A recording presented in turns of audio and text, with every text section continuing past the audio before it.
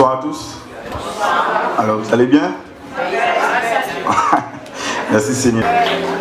Vous savez, la Bible déclare que les jeunes, nous sommes forts et nous sommes puissants aux yeux de l'Éternel. Et le plus souvent, ce soir, j'ai essayé de vraiment me libérer parce que j'ai tellement à dire pour les jeunes et c'est vraiment un honneur d'être là parmi vous ce soir parce que moi j'aime l'Éternel, j'aime Dieu. Et vous savez, lorsque vous connaissez votre identité en Christ, vous n'avez pas peur. Pourquoi? Parce que vous savez qui vous êtes. Vous savez que vous marchez avec le royaume des cieux. Et vraiment ce soir, je vais vous bénir. Je vais vous bénir à travers un témoignage. Je vais essayer de vous résumer tout ça pour ne pas être trop long. Mais moi, il y a quelque chose qui s'est passé dans ma vie et je l'ai compris. J'ai compris réellement qu'on a besoin du Saint-Esprit pour pouvoir avancer dans la vie. Et vous savez, quand nous sommes jeunes, nous nous posons pas mal de questions. Avec qui je me marie, n'est-ce pas les jeunes? Notamment sur les questions professionnelles. Mais vraiment, Dieu, il nous aime. Et son plan est parfait pour chacun d'entre nous. Vous savez, il y a quelques années de ça, plus précisément il y a 2 ans, je vous parle de ça parce qu'aujourd'hui, le Seigneur m'a totalement guéri. J'étais fiancé. Et vous savez, lorsque vous êtes amoureux, c'est pas les jeunes, vous êtes encore avec moi? Lorsque vous êtes amoureux, vous n'entendez plus rien. Les gens peuvent vous parler, les gens peuvent vous dire des choses. Vous entendez que dalle. Ce que vous voyez, c'est ma fiancée, je veux me marier, c'est mes projets, c'est mes objectifs. Vous n'entendez plus personne. Maman peut parler, papa peut parler, tonton peut parler, tati peut parler. Vous n'allez pas comprendre et vous n'allez pas entendre. Mais sachez que moi, durant cette période où je me suis fiancé, je croyais réellement que les choses allaient aboutir jusqu'au mariage. Donc, il y a eu plusieurs signes que le Seigneur m'a interpellé à travers de plusieurs personnes. J'étais têtu, désobéissant. Vous allez voir dans Ésaïe, Dieu nous appelle à être attentifs. Pourquoi? Parce que les adultes aussi, les adultes. Mais vous savez pourquoi nous les jeunes? Parce que dans cette période, comme je vous dis, on a une force. Et que l'ennemi, Satan, il sait très bien la capacité et ce qu'on veut, ce qu'on vaut aux yeux de Dieu. Amen. Parce que les gens vont vous mépriser, ils vont vous dire que vous êtes rien. Ils vont vous dire que vous avez connu la pire des choses. Mais le Seigneur Tout-Puissant, il nous aime. Il nous a racheté, il nous a fait une promesse que nos péchés sont pardonnés. Si vous le croyez réellement, ce soir, croyez que vos péchés sont pardonnés. Dans mon élan, dans mon fonctionnement, comme je vous dis, je croyais réellement que j'allais me marier. La personne qui est à côté de vous, vous allez douter encore moins que cette personne-là peut-être n'est pas sincère ou peut-être n'est pas vraie. Mais Dieu nous aime encore une fois. Même dans les situations les plus difficiles, Dieu nous aime. Vous le savez, on connaît pour la plupart d'entre vous, ceux qui lisent la Bible, on a eu des grands hommes qui sont tombés, notamment David, Samson, il y a Moïse, enfin tombé c'est beaucoup dire, mais c'est des gens que Dieu avait donné des directives précises. Et en fait,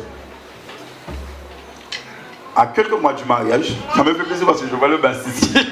Il est censé taper le mariage. Ça me fait plaisir de le voir. Sois béni mon frère.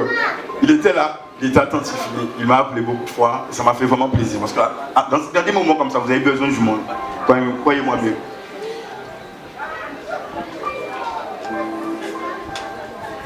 Quand, à 2 mois du mariage, je me posais beaucoup de questions. Je disais, Seigneur, lorsqu'on va se marier avec une personne, c'est pour la vie. C'est vraiment une famille qu'on va construire. Et on commence à se poser des questions. Je ne sais pas, les gens qui sont mariés ici peuvent vous le dire. Commencez vraiment à vous poser des questions. Vous dites, est-ce que c'est le bon choix? Est-ce que c'est le bon choix?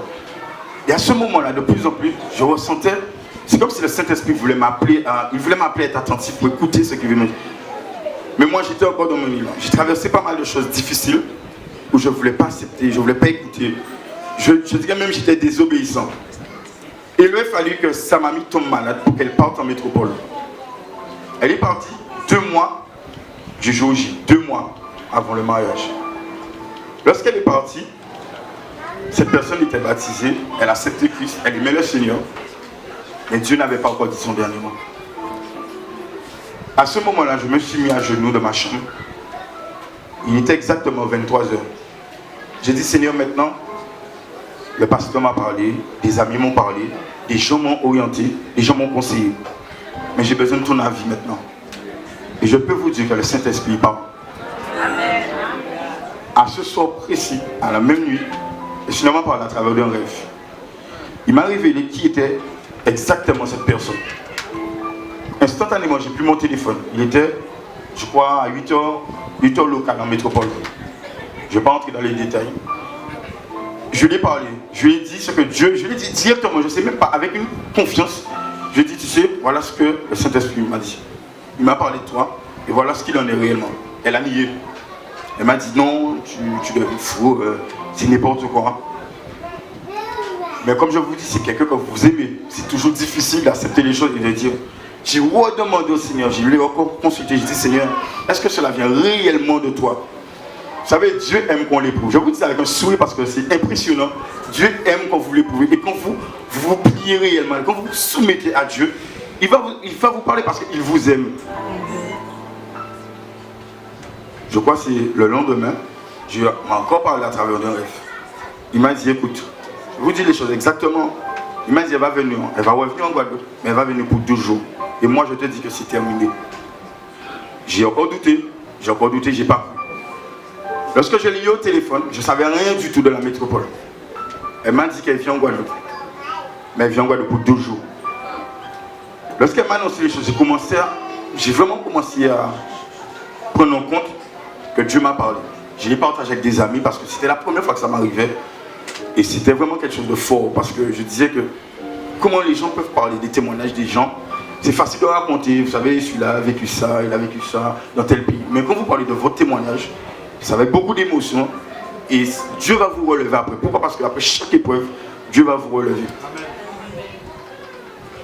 Quand il est revenu en Guadeloupe, je n'ai pas cherché à discuter avec lui. J'ai dit, écoute, voilà ce que le Seigneur m'a montré. On ne va pas s'attarder sur les choses. Moi, je sais que tu es venu ici pour 12 jours. Quand j'ai commencé à lui parler, vous imaginez, la personne était en larmes. Elle m'a regardé, elle m'a dit, je ne vais pas te mentir, tu es réellement un enfant de Dieu. Tout ce que tu m'as dit, c'était exactement ce qui s'est passé en métropole. Et je tiens à te demander pardon. J'ai accepté le pardon. Pourquoi? Parce que on ne doit pas, en tant qu'enfant de Dieu, maintenir la haine, garder une personne en cœur. Non. Au contraire, et comme je vous dis, c'était pas facile, mais par la puissance de Dieu, la Bible dit la joie de l'Éternel, c'est notre force. Et quand vous vous appuyez sur Dieu, vous n'avez pas peur de l'avenir. Parce que vous allez vous dire, en fait, le Seigneur, il marche avec moi, je lui parle, il me répond. C'est plus un homme, là, c'est Dieu directement qui vous parle. Quand je lui ai parlé, j'ai dit, écoute, là, les parents, ils sont les leurs, ça ne fait même pas. On a discuté, on a parlé. J'ai dit, écoute, moi, le pardon, c'est une libération, je te libère. Mais je pense que Dieu, moi, c'est ma conviction, il m'a déjà parlé. Et les choses vont s'arrêter. Elle est partie. J'ai plus de nouvelles. Ce que je veux vous dire par là, à travers ce témoignage, peut-être c'est pas grand chose. Mais vous savez, il y a des jeunes, et je veux vraiment attirer votre attention là ce soir. Vous êtes là parce que je sais qu'on le vit. On ne va pas se nier la face des jeunes. On est dans cette situation où on se pose des questions. Ça peut être professionnel, ça peut être des compromis qu'on vous propose. Il y a pas mal de choses. Je peux vous donner pas mal de témoignages suite à ça. Parce qu'il y a quand même quelque chose que je veux vous dire, c'est que par la suite, j'ai développé un don. Le Seigneur m'a permis d'avoir ce don. Il me permet de comprendre certaines choses. Et c'est vraiment une grâce de l'Éternel. Et tout simplement, c'est pas beaucoup de choses. C'est chercher la face de Dieu. Chercher à développer une intimité, une relation personnelle avec Dieu. Il y a des gens ici, vous avez une relation avec votre mère où ça se passe super bien. Vous avez une relation avec votre père où ça se passe super bien. Mais le Seigneur, c'est la même chose. Le Saint-Esprit demande à ce qu'on lui confie, même notre vie, parce que les matins, vous vous réveillez, vous vous dites, oui, tu dois partir travailler, tu savais que tu es un patron, ou certains un patron. Vous allez respecter certains directives qu'on va vous donner dans l'entreprise. Mais c'est la même chose avec Dieu. Mais je veux vraiment vous bénir les jeunes. Pourquoi? Parce que n'ayez pas peur. Je vous dis ça sincèrement, n'ayez pas peur. Même si les gens préparent des magouilles, préparent des choses pour vous détruire, Dieu vous aime. Et je vous le dis, je vous le dirai, mais vous n'allez pas tomber là-dedans. Pourquoi? Simplement parce que vous allez dépendre de Dieu. Et lorsque vous dépendez de Dieu, sa main n'est pas trop petite pour pouvoir agir pour vous. Il y a une chose que Dieu nous demande aussi. Et je vais vous partager 2 versets bibliques. Ce que Dieu nous demande avec la lumière. C'est pas facile. Vous pouvez être avec des amis qui sont du monde. Et c'est pas grave, même si vos amis vous rappellent, vous dites, hey, c'est pas un comportement de chrétien. Tant mieux, c'est Dieu qui les utilise pour vous rappeler à l'ordre, justement. Donc ne le prenez pas mal. Moi, ça m'arrive. On me dit, non, Mika, toi, tu es pas là-dedans, parce que toi, tu n'es pas comme ça. Mais ne le prenez pas mal. C'est parce qu'ils arrivent à voir la différence. Ils arrivent à faire la différence avec vous. Et je vais vraiment vous partager ces 2 versets.